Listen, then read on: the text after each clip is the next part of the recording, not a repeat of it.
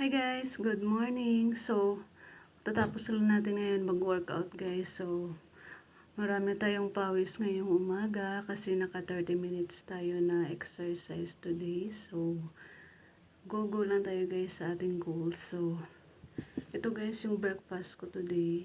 Banana guys. Whew, sobrang nakakapagod guys. So, kailangan pa rin natin na-achieve yung goals natin na maging sexy and fit guys. So, kahit haggard pa ngayong umaga haggard tayo. So, kaya na tayo guys ng banana. At saka water guys.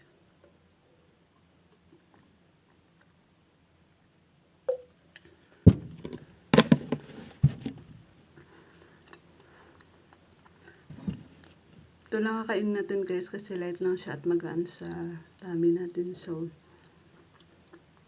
ubusin natin guys ito. So, ito lang breakfast natin ngayon. So, yun lang guys. Thank you for watching. Bye.